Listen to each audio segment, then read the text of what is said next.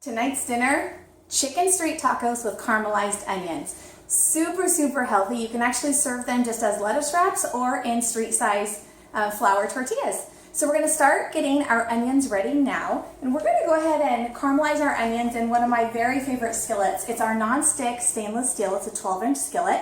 And hands down, stainless steel is by far the best type of cookware to use. It can conduct heat beautifully well. It can take a high heat, and that allows us to caramelize and sear for super juicy proteins in our pan. But the drawback is they can be a little tricky to clean. Just foods want to stick. So Pampered Chef came out with a non-stick stainless steel skillet, and it is just the best of both worlds. The non-stick coating is just state of the art. That means this pan is metal friendly. It can take a high heat where traditionally high heats ruin nonstick coatings. It's even dishwasher safe.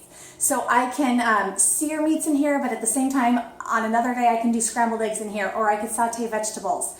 It is true. It has just become my very favorite skillet. It is my go-to pan for browning ground meats. I use it all the time. So it's our 12-inch stainless steel skillet. It'll heat pretty quickly. We're going to put it on just a good medium heat to get ready for the onions. Now to slice the onions, I've got another cheat tool. I've used this before in my demonstrations. This is called our simple slicer. Right now I have it set where it's flushed, it's closed, it's just a safety feature, but I can slide this bracket, and I'm going to slice my onions today at 1/4 inch thick, just because we all know onions cook down. So my onion is peeled and ready to go. I'm going to drop it in here. You've got to use the food holder with your simple slicer. It is the best safety feature that you could ever imagine. So just with a little bit of pressure, I'm going to go back and forth across the blade. And then when it's no longer slicing, that just means I need to push on the handle to push the rest of the onion to the bottom of the metal prongs that are holding it in place right now. So with the right tools in your kitchen, you can look at recipes that maybe before you thought, oh, I don't want to do that. That's going to take so much prep time. Prepping actually is about 65% of our time in the kitchen traditionally. But with the right tools, it allows us to look at recipes where normally we would say, that would take forever to get ready. Not so much anymore. Maybe a slicing tool, maybe a chopping tool, whatever it is. I think that the best question to ask yourself is, what step is the most dreaded step when I am making dinner? And if it's slicing, then a simple slicer would be the best product for you to have. If it's chopping, you'd want to get our food chopper or our manual food processor. So this is flush again, nice and safe. Then I can drop it in my sink and not worry about catching myself when I put my hand down in that soapy water. So that's a simple slicer. Our onion is ready to go.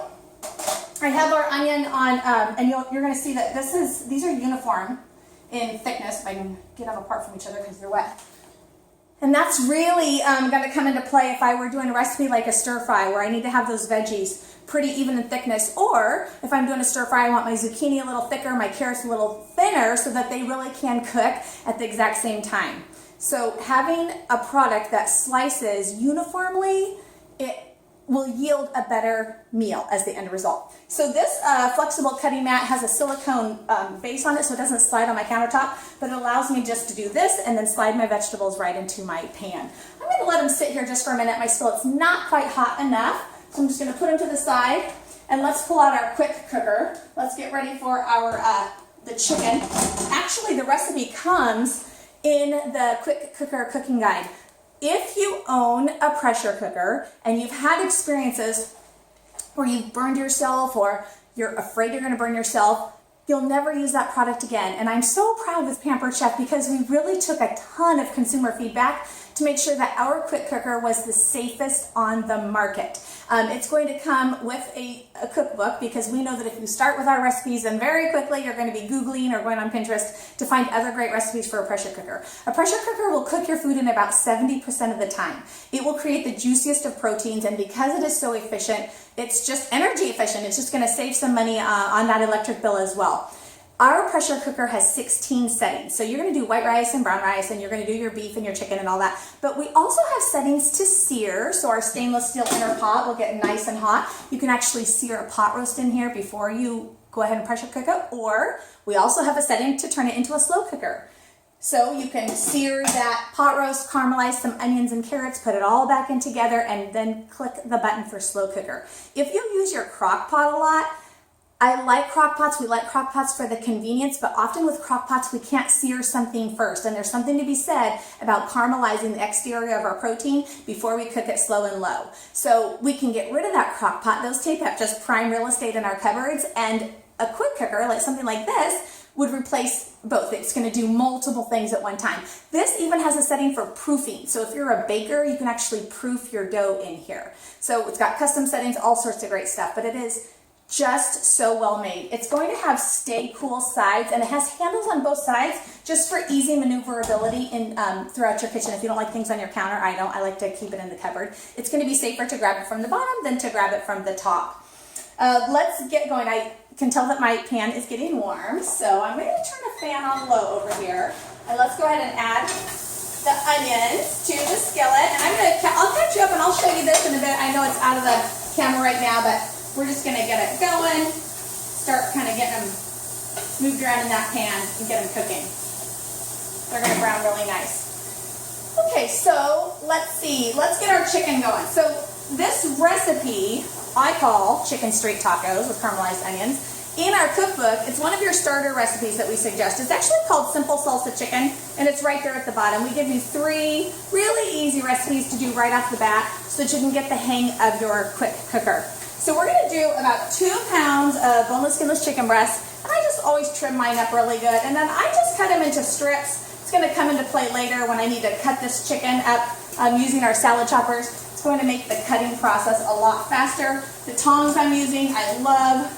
I'll wash them before I touch the cooked chicken, of course, but they have a gravity activated pin, so once they're closed, they stay closed. And then to open them, just turn them over, give them a tiny little squeeze, and they open right up. That just eliminates us having to like bite a prong to open our tongs. We're usually holding a skillet at the same time. So we can put these to the side. So we've got about 2 pounds of chicken, and now we're going to add just under 1 cup of salsa. This is one of our easy read measuring cups. They are wonderful for liquid. They're great for dry, but they're really good for liquid, and most measuring cups are not great for liquid. These just pour like a champ. The liquid lands in whatever you're actually aiming for, and no run down the front. So when you use a pressure cooker, you always have to have 1/2 to 1 cup of liquid. That's what's going to create the steam for the pressure. And now we're actually going to step it up a notch, and we are going to make rice at the same time that eventually will become cilantro-lime rice to serve with our chicken street tacos and caramelized onions. So let me show you what this looks like. We've just got our chicken and some salsa in there. Nothing too fancy, super easy. This comes with it. This is going to go right down on top of my chicken. And now in an add-on piece, I have a cup of rice and just over a cup of water. This is our ceramic pot. And this allows me to do full meals at one time. So earlier, when I was talking about doing the pot roast and such, if I was going to use the pressure cooker setting on my pot roast, I could do potatoes at the same time by having potatoes in this ceramic crock with a little bit of maybe chicken broth or vegetable broth or water, I guess, if that's all you have. It comes with that stretch fit lid. You're going to see some steam vents right there. And this is going to tuck down right into the cradle. This is what is going to allow me, to get it in and out of the quick cooker. This handy little cradle has handles. So I'm going to drop this right down in here, fold my handles over, put my lid on. You're going to hear a little sound, and I'm going to turn it towards you. And I want to show you what we hear as far as the safety feature with the Instapot. At my cooking shows, I'll hear women say, yeah, I have to flip the steam release valve with a fork and run. You should never have to run away from your pressure cooker. So Pampered Chef, again, stepped it up a notch. Our steam release button is well away from the steam release valve. So I don't even have to get near the valve. In fact, the valve points away from me. So when it's time to release the steam, I'm not worried. I want to keep it out from underneath my cabinets, of course, but it's a heck of a lot safer than every other pressure cooker on the market. So I'm going to go ahead and turn the dial here until it hits chicken and poultry, which is going to be right here. You're going to see that the default time, see if I can zoom in here, the default time is going to be 15 minutes. And once it's finished, this recipe actually says go ahead and release the pressure right away. Some recipes have you let the pressure just kind of diminish on its own. So I'm going to go ahead and hit start. And you're going to see the little hamster wheel. Remember that when you're making dinner in a pressure cooker, you want to allow about an extra 10 minutes for the pressure cooker to come to full pressure, and then the cook time starts. So although this says 15 minutes, it's going to be done in about 25, and we'll be back to put together our tacos.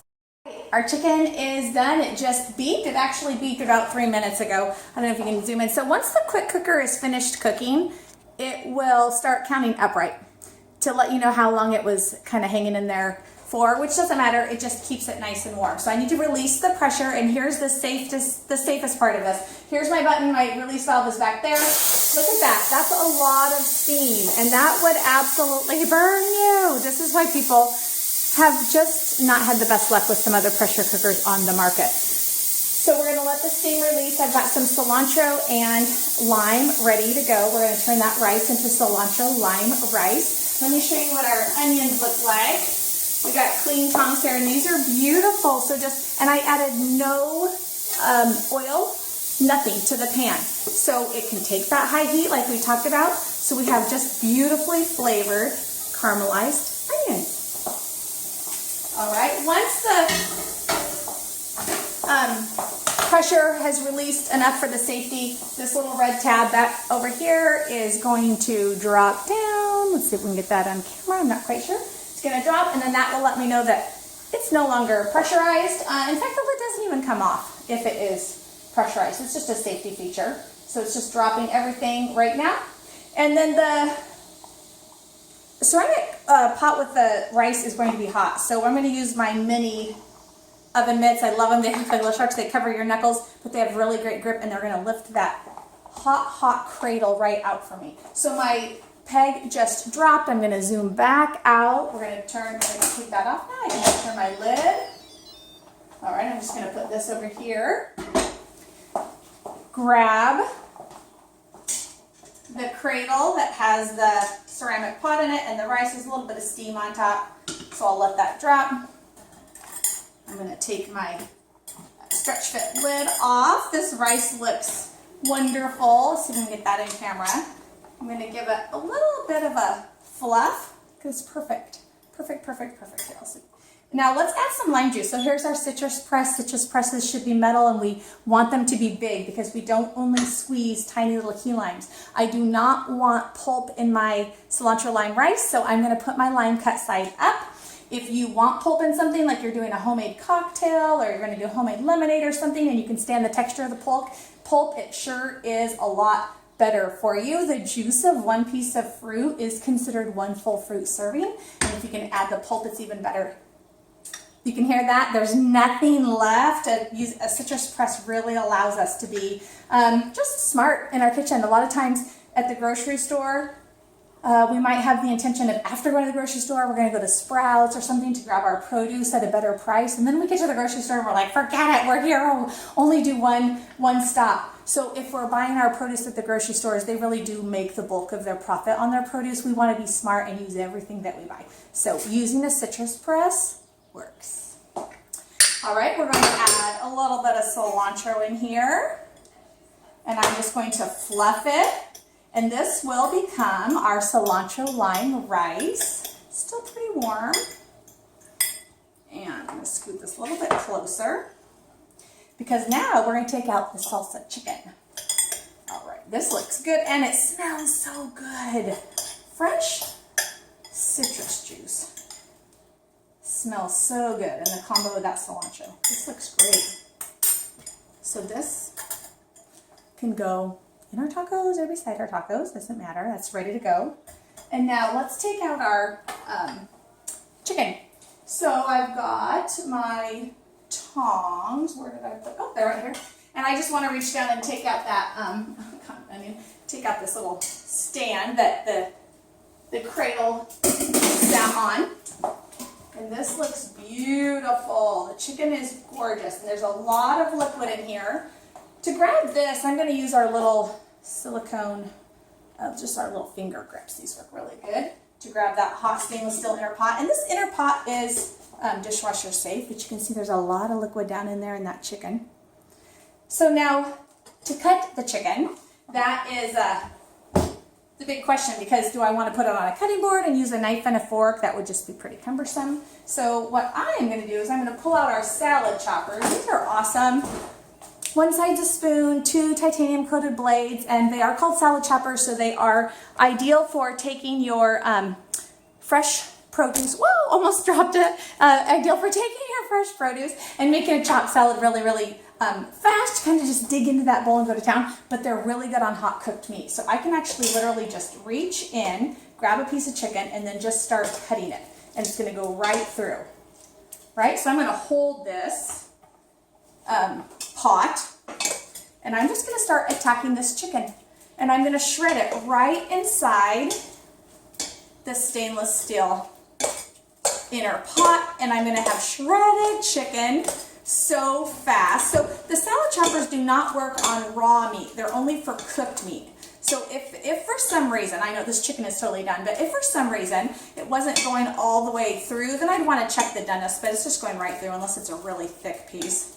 But this looks really good. So let me just show you what this looks like so far. And then we could literally do an assembly line and either do lettuce wraps or tacos. We got our cilantro-lime rice and we got our caramelized onions. So really dinner was done 30 minutes max. That's my kind of dinner.